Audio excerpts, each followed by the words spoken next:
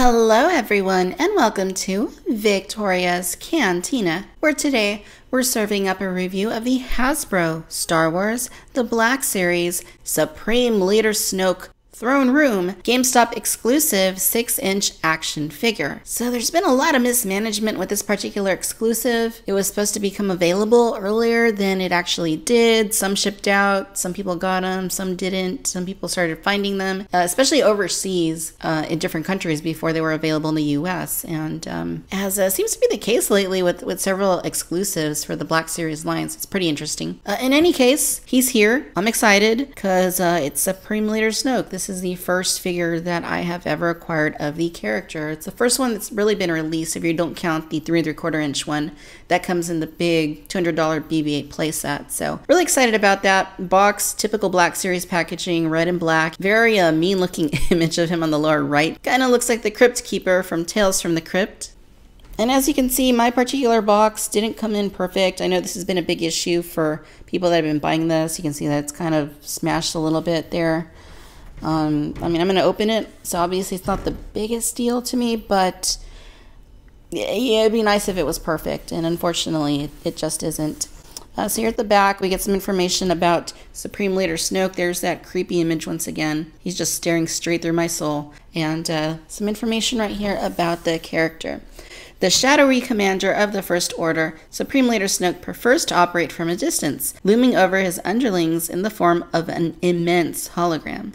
As the First Order rallies, this master of the dark side emerges from the shadows to seize victory. Very interesting. No numerical designation because it is an exclusive. So okay, I'm going to go ahead and spend a little bit of time, get Snoke unboxed, and when we come back, we'll take a closer look at Supreme Leader Snoke. Alright you guys, now here are Snoke and his throne out of the packaging. Let's go ahead and focus first on the throne. So overall, I think that the sculpted detail on the throne looks quite good. You can see it has a little bit of that metallic sort of paint application to it. It's not actually metallic paint, but just the manner in which it was painted kind of gives it that bit of a flake, as you can see to it. This part right here is a little bit more plasticky looking. So is this, but it is nicely textured. Here at the back, looks pretty good. I kind of feel like this looks a little bit like Darth Vader's castle in Rogue One, doesn't it? You get the other colors down here, different ones here. Looks like you got the reds and the oranges, and then the blues on this side for some reason. These might be lights too, perhaps, that go around the perimeter of the base, and you get some more lights here up top. It would be really cool if they lit up, but they don't. And when you first take this out of the packaging, you place this in there. You just kind of insert it and it sticks. Doesn't seem like it wants to come out, but as you can see, it is a little wobbly, unfortunately. And perhaps these will be lights as well. And at the bottom, not a whole lot to see. At the back, there's actually some pretty decent detail. I'm not really going to be looking at this when it's on the shelf, but it is nice that they actually sculpted something on it, even if it doesn't look painted or anything. It's just basically just gray. But the front, it does look quite good. I do like the different level of paint detail that they incorporated, so I am happy about the aesthetics for the most part. Now it is very lightweight plastic. I kind of feel like the added upcharge of an extra $20 is a little bit steep for this, but it does look pretty good nonetheless. I am happy with the aesthetics, and it does make sense as an exclusive pack-in to have Snoke come with something like this, which we sort of kind of glimpsed in The Force Awakens, and it looks like we'll see a lot more of in The Last Jedi. And here is Snoke. Not a very happy looking guy, is he? Kind of scary, kind of creepy, and different. When I first saw The Force Awakens, not quite what I expected. I still don't love the design, but I kind of like it better from what we've seen from The Last Jedi in the trailers and so forth. But as far as the figure goes, he's very tall. In fact, he comes in at about 7¼ inches, almost 7½ inches, so he's a very tall figure. I think for the most part, the aesthetics look good. This is a case where the soft goods actually looks really good on the figure. Now, I don't know if it's going to look exactly like this in the film as far as the color goes, but as far as the fabric and the way that it lays on the figure, it does look quite nice.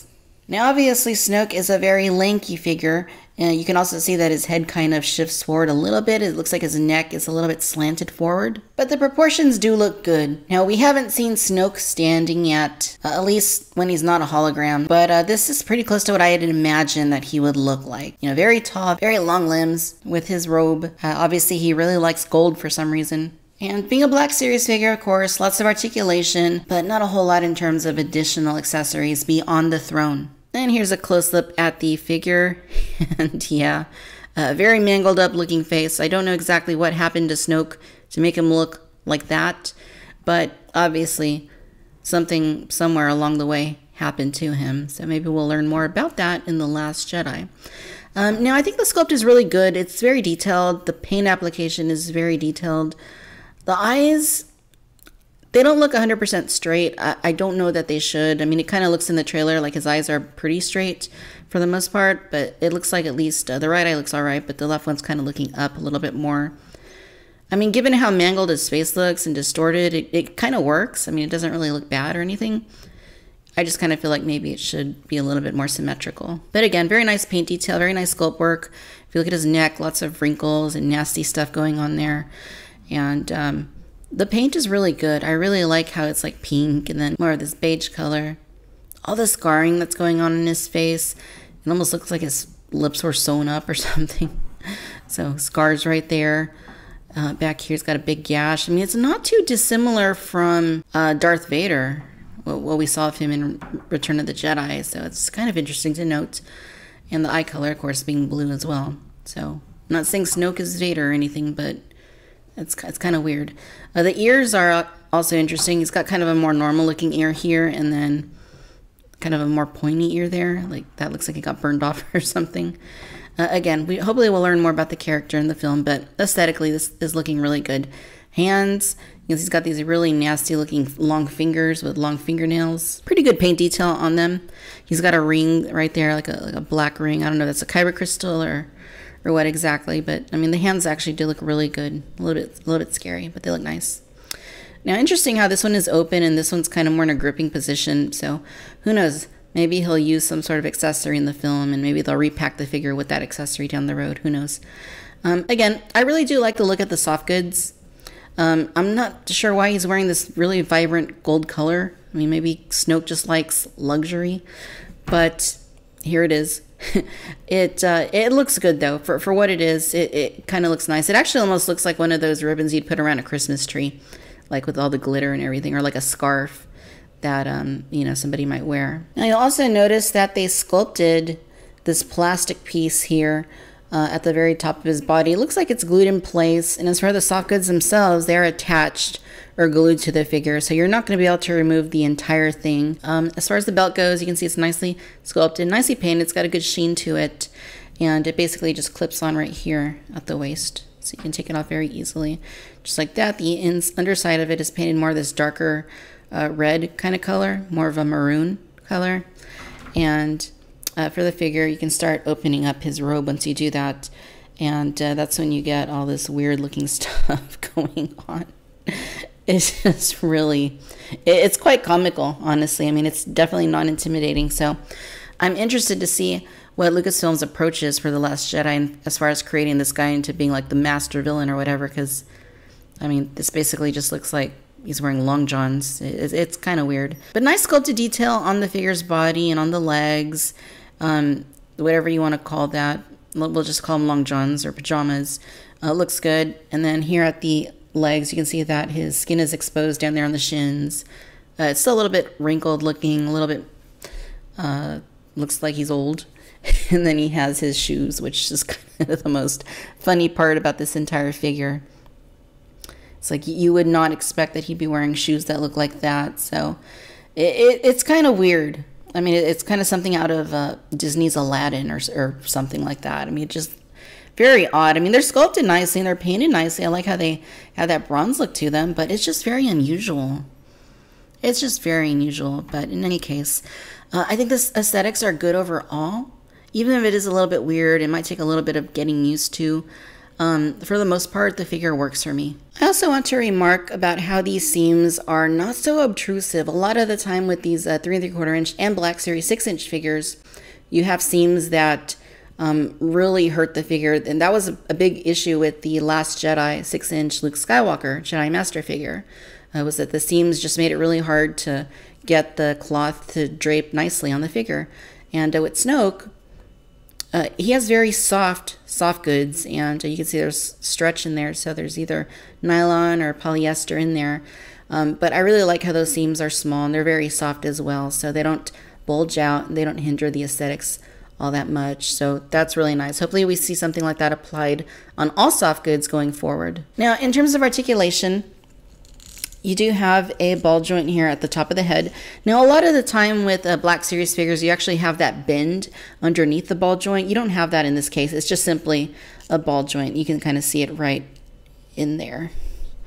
Kind of hard to see, but it's in there. Here up under the shoulders, you have ball hinges as well.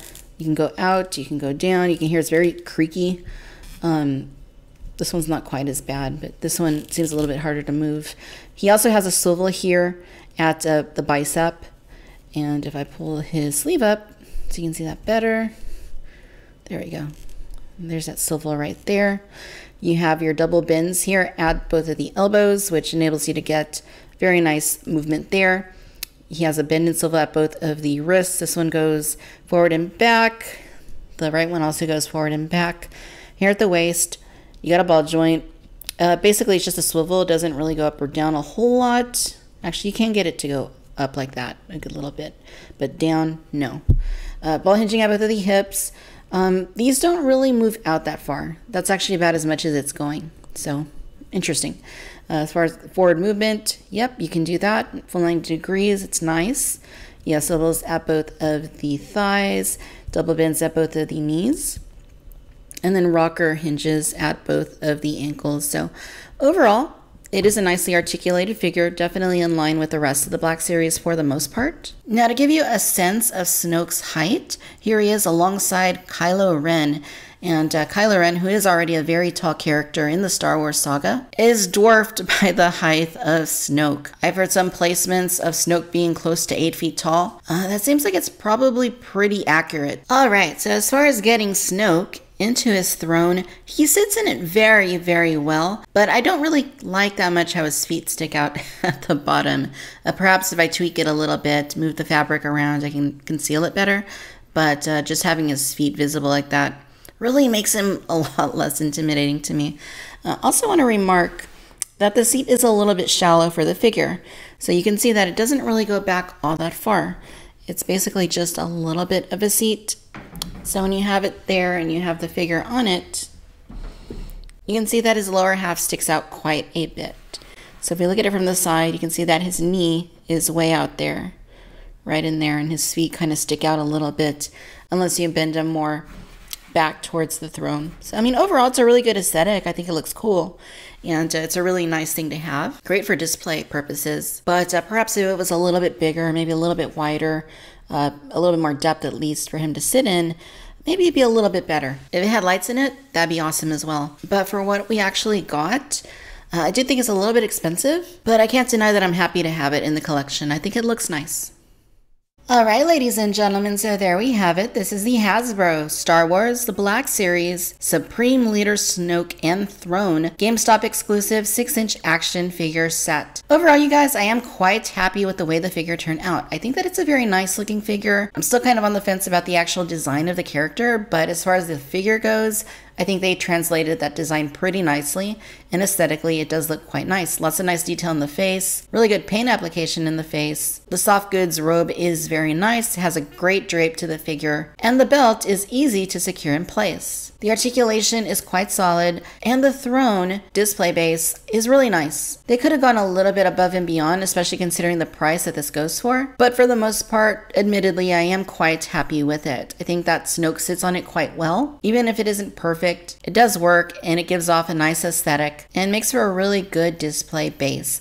Now, if you want to get Snoke without the throne for the $20 price point, that is coming pretty soon here. But honestly, I kind of feel like it needs the throne because there aren't any other accessories included. And if I were buying the single release, I really would feel like it should have something or other. So if you're collecting the 6-inch Black Series line, I highly recommend it to you. I think it's a great piece, even if it is a little bit steep in price. But again, overall, I'm happy with it. I enjoy it, and it's looking really good on my shelf. All right, my friends, I hope that you've enjoyed this video. If so, do give us a like, do subscribe. Let me know your thoughts down below. Be sure to follow me on Facebook, Instagram, and Twitter. Subscribe to the Cantina Chatter podcast on iTunes. And as always, I'd like to thank you for tuning in to Victoria's Cantina.